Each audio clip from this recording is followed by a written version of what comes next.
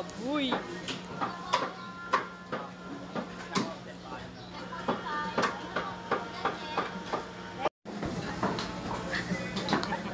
Alis. Kunan ko nung isla. Tago. Artista ka na!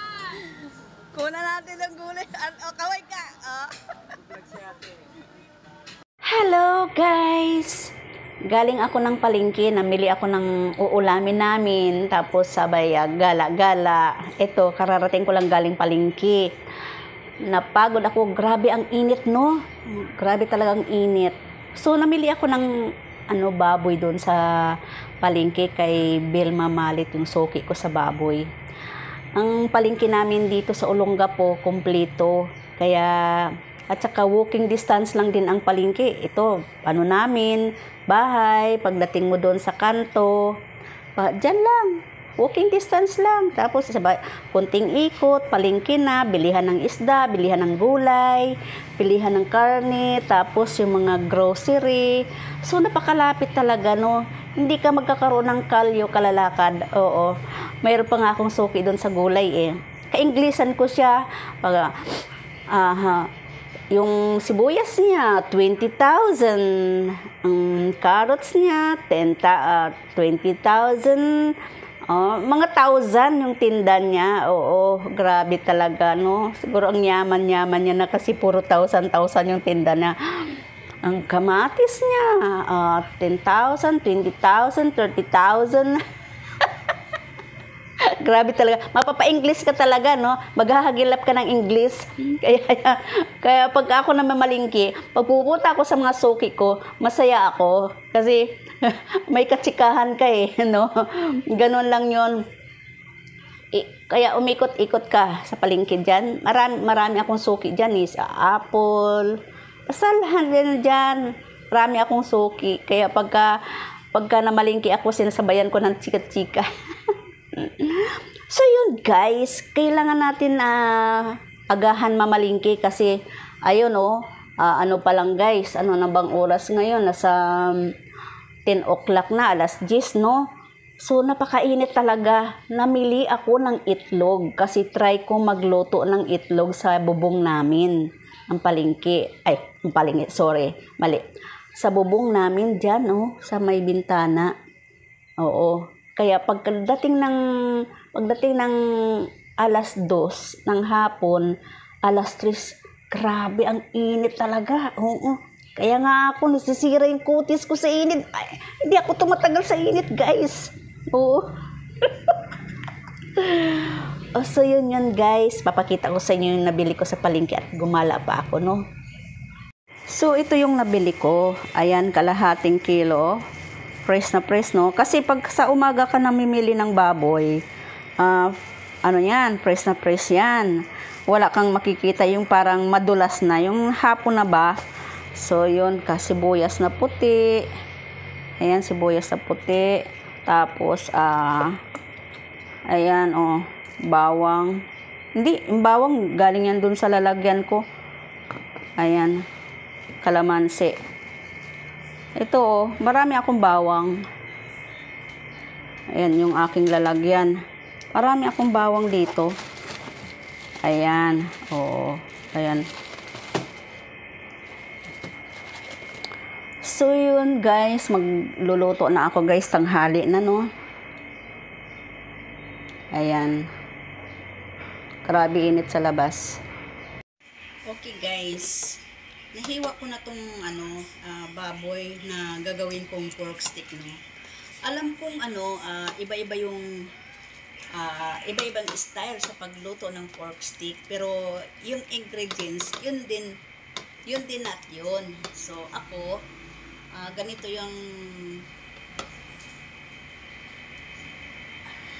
yung style ko guys.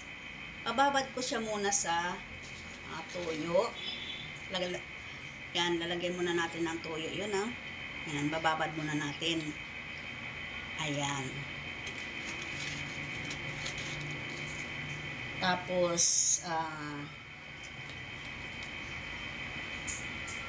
wala ako paminta. Ayan, paminta guys. Paminta, no? Bababad muna natin. Tapos, bawang. Para kang nag-prepare ng, ng barbecue. Yun. Bawang.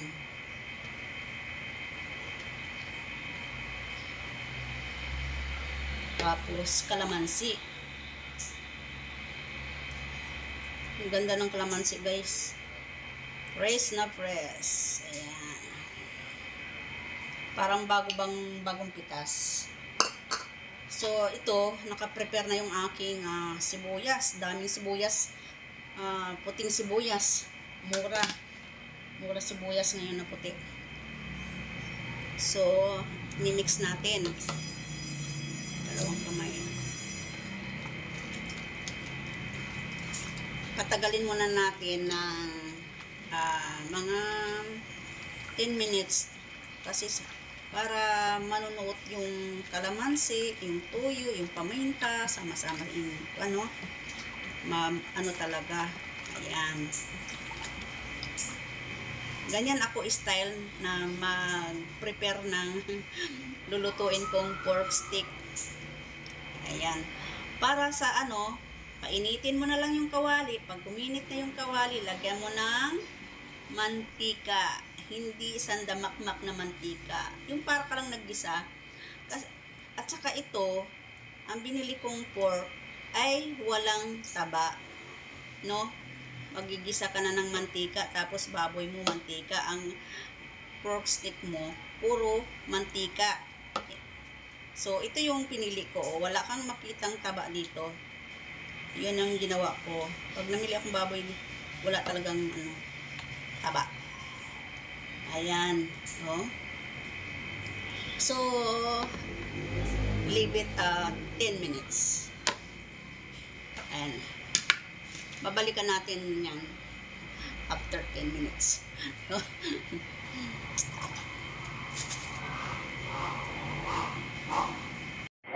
So, ayan guys. Kunti lang yung mantika kung nilagay, no? Ganito lang yun guys. Hindi ko na siya igigisa sa bawang. Lalagay lang natin ng ganyan. Yan. Ganyan lang siya. Yan.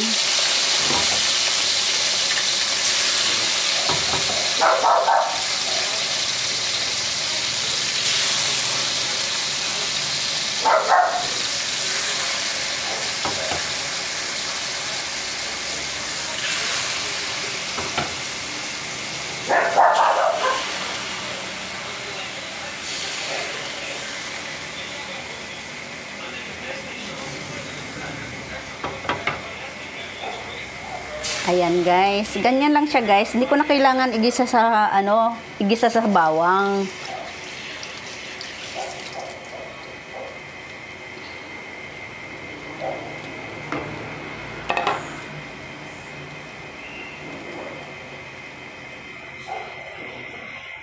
Tapos guys, ayan ganyan lang natin.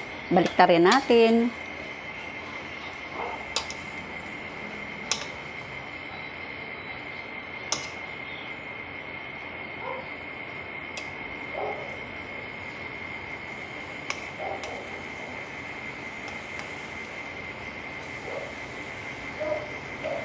Parang binabarbecue mo siya ng konti.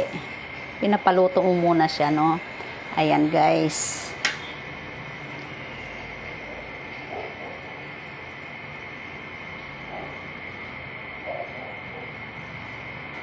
Wow! Ayan.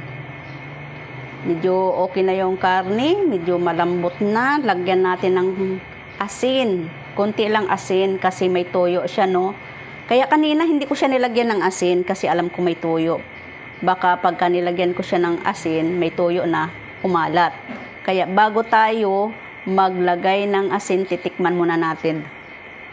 Okay, ngayon maglagay tayo ng asin. Katamtaman lang. Alam mo, pagkasanay kang magluto, no? Alam mo na yung asin na ilalagay mo. Ayan. So, tama na yung asin na yan. Kasi huwag tayo masyado sa asin. Alam mo na, may tuyo na may asin pa. Paanuhin na lang natin yung sabaw. Pero magtitira tayo ng sabaw ng konti kasi Alam mo naman yung mga kasama natin, mga bata, gusto may sabaw-sabaw. Pati matatanda, gusto may sabaw, lalo pa yung mga walang ngipin.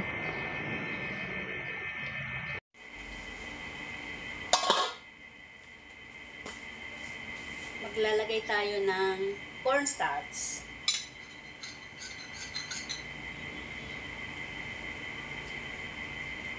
Kunti lang.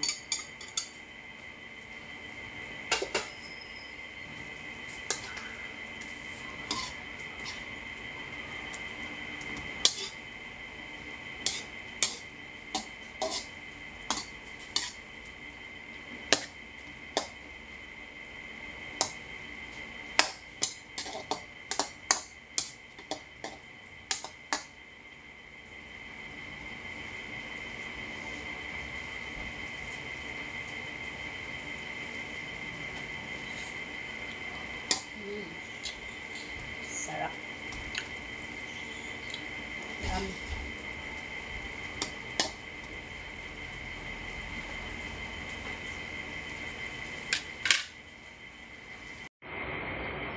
So, ito na yung aking nilutong pork stick. Ayan, nilagay ko na yung sibuyas, no? Tamang-tama na. At saka hindi na ako nagdagdag pang mga ibang rekado. Okay na yan. Napaka-simple but so yummy.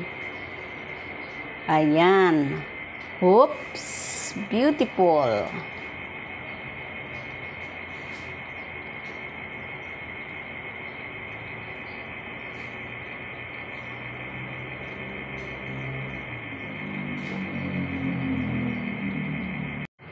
Okay, tapos na ako magluto. Ito, nakaupo na ko, relax na, kakain na kami. Thanks for watching. Hanggang dito lang ang aking videos. Ito, ayan.